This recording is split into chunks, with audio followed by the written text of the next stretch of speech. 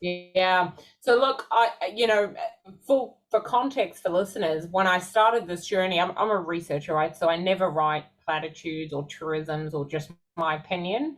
I cannot. I'm a researcher, so I have to look at how things work and understand what the research is telling us.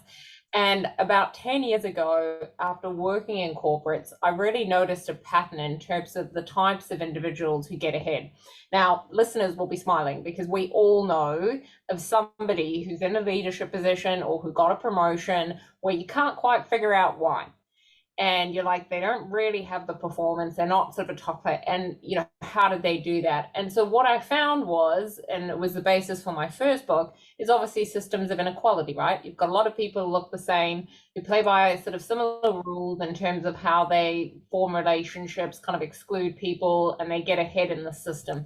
The problem is that world of work has changed and it will continue to change. So in the book, I talk about how the future of work is here.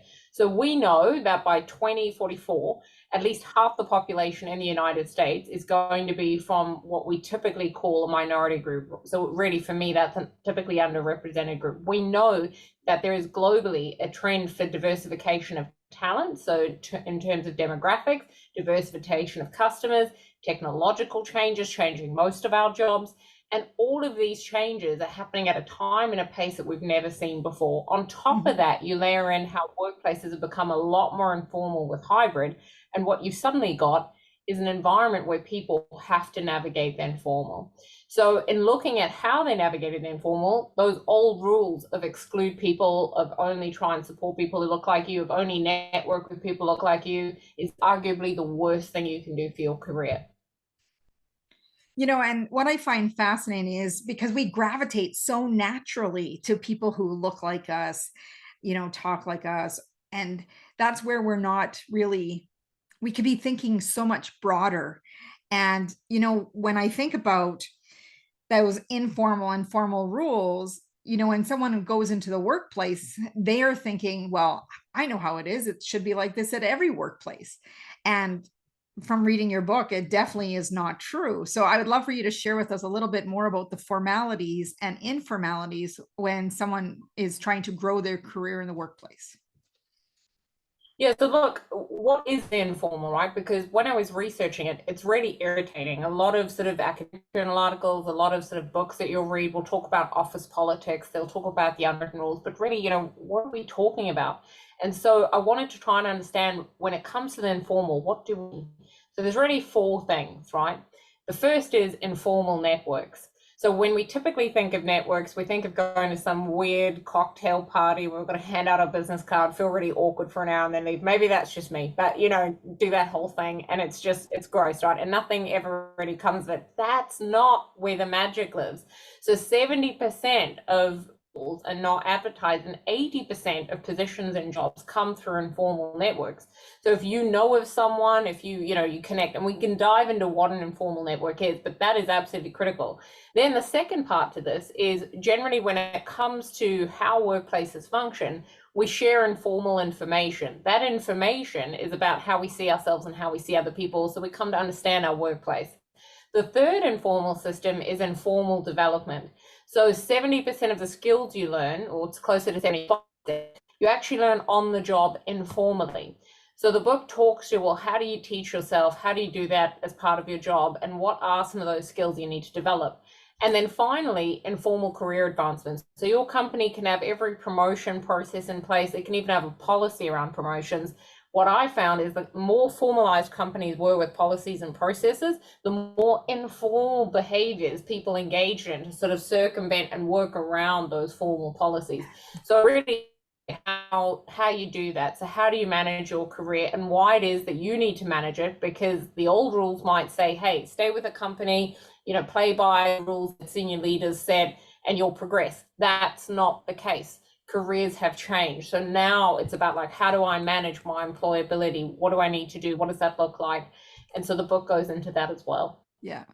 And when we're talking about those informal networking opportunities, it's that cooler type talk, or going to the gym, or maybe playing tennis or a golf game was always my understanding of what that looked like. I'd love for you to tell us a Mhm. little bit more, because I know you also in the book talk about, when someone's introverted and feeling very uncomfortable with those network opportunities, there is still a chance for them to really connect and network and grow in their careers as well. Yeah, look, I mean, I'm an introvert. No one's going to believe socially confident introvert. So I have to really think about informal networks. And so the first thing I would say to people, and we're going to get into actions here, everybody, is you want to make the informal visible, right? You want to make it able to. So I would recommend mapping your network. How do you do that?